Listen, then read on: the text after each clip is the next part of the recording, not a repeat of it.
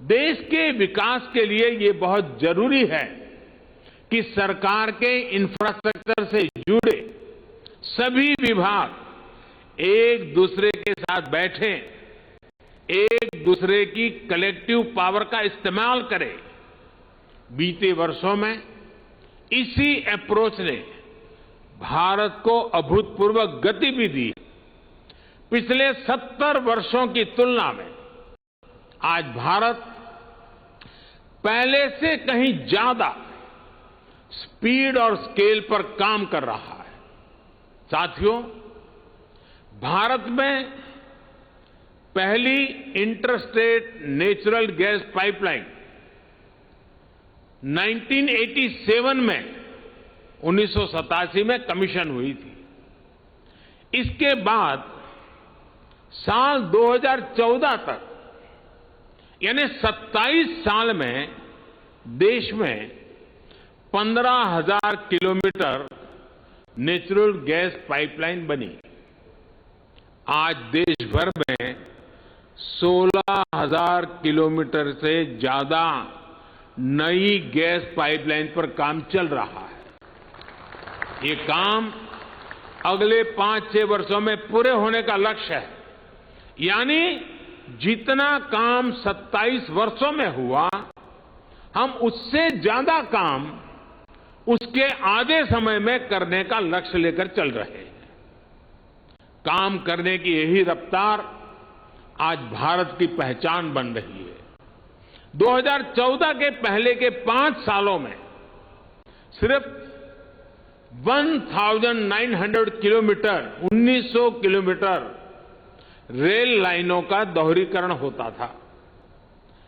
बीते 7 वर्षों में हमने 9,000 किलोमीटर से ज्यादा रेल लाइनों की डबलिंग की है। कहां 1900 और कहां 7,000। 2014 से पहले के 5 सालों में सिर्फ 3,000 किलोमीटर रेलवे का बिजलीकरण हुआ था। बीते 7 वर्षों में हमने 24,000 किलोमीटर से भी अधिक रेलवे ट्रैक का बिजलीकरण किया। कहां 3,000, कहां 24,000। 2014 के पहले लगभग 250 किलोमीटर ट्रैक पर ही मेट्रो चल रही थी। आज 700 किलोमीटर तक मेट्रो का विस्तार हो चुका है और 1,000 किलोमीटर नए मेट्रो रूट पर काम चल रहा है। 2014 के पहले 5 सालों में सिर्फ 60 पंचायतों को ही 60 पंचायतों को ही ऑप्टिकल फाइबर से जोड़ा जा सका था। बीते 7 वर्षों में हमने 1.5 लाख से अधिक ग्राम पंचायतों को ऑप्टिकल फाइबर से कनेक्ट कर दिया है।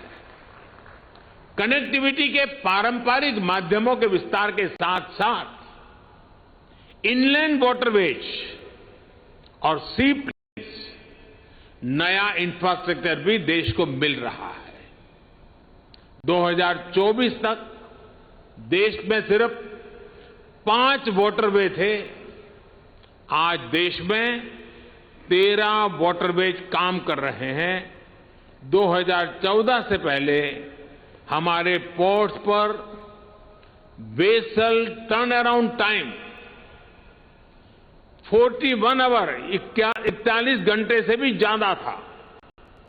अब ये घटकर 27 घंटे रह गया है। इसे और कम करने का प्रयास भी किया जा रहा है।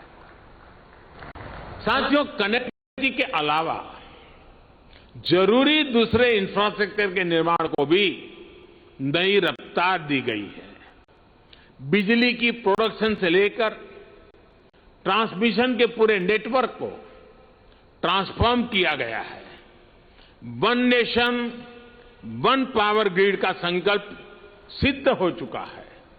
2014 तक देश में जहां 3 lakh circuit kilometre power transmission line थी, वहीं आज ये बढ़कर 4.25 लाख सर्किट किलोमीटर से भी ज्यादा हो चुकी है। न्यू एंड रिन्यूएबल एनर्जी के मामले में जहां हम बहुत ही मार्जिनल प्लेयर थे, वहीं आज हम दुनिया के टॉप 5 देशों में पहुंच चुके हैं। 2014 के इंस्टॉल कैपेसिटी से करीब करीब 3 गुना कैपेसिटी यानी 100 गीगावाट से ज्यादा भारत हासिल कर चुका है। साथियों, आज देश में एविएशन का आधुनिक इकोसिस्टम विकसित करने पर तेजी से काम हो रहा है। एयर कनेक्टिविटी बढ़ाने के लिए देश में नए एयरपोर्ट्स के निर्माण के साथ ही हमने एयर स्पेस को भी और ज्यादा खोल दिया है। बीते 1-2 वर्षों में ही 100 से ज्यादा एयर रूट्स की समीक्षा करने उनकी दूरी घटाई गई है। जिन क्षेत्रों के ऊपर से पैसेंजर फ्लाइट्स के उड़ने पर पाबंदी थी, उसे भी हटाया गया है। इस एक फैसले से बहुत से शहरों के बीच एयर टाइम कम हुआ है, उड़ान का समय कम हुआ है। एविएशन सेक्टर को मजबूती देने के लिए नई एमआरओ पॉलिसी बनाना है। जिस जीएसटी काम पूरा करना हो, पायलट्स की ट्रेनिंग की बात हो, इन सभी पर काम किया गया है। साथियों, ऐसे ही प्रयासों से देश को विश्वास हुआ है कि हम तेज गति से काम कर सकते हैं, बड़े लक्ष्य, बड़े सपने भी पूरे हो सकते हैं। अब देश की अपेक्षा और आकांक्षा दोनों बढ़ गई है। इसलिए आने वाले 3-4 वर्षों के लिए हमारे संकल्प भी बहुत बड़े हो गए हैं। अब देश का लक्ष्य है लॉजिस्टिक्स कॉस्ट को कम से कम करना, रेलवे की कार्गो क्षमता बढ़ाना, पोर्ट कार्गो कैपेसिटी बढ़ाना, टर्न अराउंड टाइम को कम करना। आने वाले 4-5 साल में देश में कुल मिलाकर 200 से ज्यादा एयरपोर्ट, हेलीपैड और वाटर एरोड्रम बनकर तैयार होने जा रहे हैं। अभी जो 19,000 किलोमीटर के करीब का हमारा गैस पाइपलाइन नेटवर्क है, उसे भी बढ़ाकर लगभग 2 गुना किया जाएगा। साथियों, देश के किसानों और मछुआरों की आय बढ़ाने के लिए प्रोसेसिंग से जुड़े इंफ्रास्ट्रक्चर को भी तेजी से विस्तार दिया जा रहा है। 2014 में देश में सिर्फ 2 मेगा फूड पार्क थे। आज देश में 19 मेगा फूड पार्क काम कर रहे हैं। अब इनकी संख्या 40 से अधिक तक पहुंचने का लक्ष्य है। बीते 7 सालों में फिशिंग क्लस्टर्स, फिशिंग हार्बर और लैंडिंग सेंटर्स की संख्या 40 से बढ़कर 100 से अधिक तक पहुंच चुकी है। इसमें 2 गुना से ज्यादा की वृद्धि करने का लक्ष्य लेकर हम चल रहे हैं। साथियों, डिफेंस सेक्टर में भी पहली बार व्यापक प्रयास हो रहा है। अभी तमिलनाडु और यूपी में 2 डिफेंस कॉरिडोर पर काम चल रहा है। इलेक्ट्रॉनिक्स और आईटी मैन्युफैक्चरिंग में आज हम तेजी से अग्रणी देशों में शामिल हो रहे हैं। एक समय हमारे यहां 5 मैन्युफैक्चरिंग क्लस्टर थे। आज 15 मैन्युफैक्चरिंग क्लस्टर हम तैयार कर चुके हैं और इसे भी 2 गुना तक वृद्धि का टारगेट है। बीते सालों में 4 इंडस्ट्रियल कॉरिडोर शुरू हो चुके हैं और अब ऐसे कॉरिडोर्स की संख्या को 1 दर्जन तक बढ़ाया जा रहा है।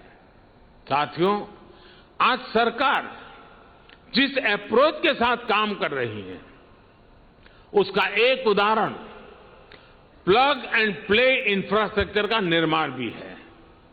अब देश की इंडस्ट्री को ऐसी सुविधाएं देने का प्रयास है जो प्लग एंड प्ले इंफ्रास्ट्रक्चर से युक्त हो, यानी देश और दुनिया के निवेशकों को सिर्फ अपना सिस्टम लगाना है और काम शुरू करना है। जैसे ग्रेटर नोएडा के दादरी में ऐसी ही इंटीग्रेटेड इंडस्ट्रियल टाउनशिप तैयार हो रही है। इसको पूर्वी और पश्चिमी भारत के पोर्ट्स से डेडिकेटेड फ्रेट कॉरिडोर से जोड़ा जा रहा है। इसके लिए यहां मल्टी मॉडल लॉजिस्टिक हब बनाया जाएगा। इसी के बगल में मल्टी मॉडल ट्रांसपोर्ट हब बनेगा, जिसमें state of the art railway terminus होगा, जिसको इंटर और इंटरस्टेट बस टर्मिनस मिलेगा, मास रैपिड ट्रांजिट सिस्टम और दूसरी सुविधाओं से सपोर्ट किया जाएगा। देश के अलग अलग हिस्सों में ऐसी ही सुविधाओं के निर्माण से भारत दुनिया की बिजनेस कैपिटल बनने का सपना साकार कर सकता है। साथियों, ये जितने भी लक्ष्य मैंने गिनाए हैं, ये लक्ष्य सामान्य नहीं है और इसलिए इनको हासिल करने के लिए प्रयास भी अभूतपूर्व होंगे और इसके तरीके भी अभूतपूर्व होंगे और इन्हें सबसे ज्यादा ताकत PM Gatishakti national master plan से ही मिलेगी। जिस प्रकार जेम ट्रिनिटी यानी जनधन आधार मोबाइल की शक्ति से देश में सरकारी सुविधाओं को तेजी से सही लाभार्थी तक पहुंचाने में हम सफल हुए हैं, पीएम गतिशक्ति इंफ्रास्ट्रक्चर के क्षेत्र में वैसा ही काम करने वाला है। ये पूरे देश के इंफ्रास्ट्रक्चर की प्लानिंग से लेकर एजुकेशन तक एक होलिस्टिक विजन लेकर आ रहा है। एक बार फिर मैं सभी राज्य सरकारों को इससे जुड़ने के लिए आमंत्रित करता हूं, आग्रह भी करता हूं। ये समय जुट जाने का है। आजादी के इस 75वें वर्ष में देश के लिए कुछ कर दिखाने का है। इस कार्यक्रम से जुड़े हर व्यक्ति से मेरा यही आग्रह है, यही मेरी उम्मीद है। आप सभी को इस महत्वपूर्ण कार्यक्रम में पधारने के लिए मैं आपका धन्यवाद देता हूं और मुझे विश्वास है कि प्रधानमंत्री Gatishakti master plan private party भी उसको बहुत बारीकी से देखेगी। वे भी इससे जुड़ करके अपनी भावी रणनीति तय कर सकती हैं, विकास के नए आयाम को छू सकती हैं। मेरी आप सबको बहुत बहुत शुभकामनाएं हैं। देशवासियों को आज नवरात्रि के पावन पर्व पर शक्ति के इस उपासना के समय शक्ति की भगीरथ कार्य के लिए अनेक अनेक शुभकामनाओं देते हुए मेरी वाणी को विराम देता हूं। बहुत बहुत धन्यवाद, शुभकामनाएं।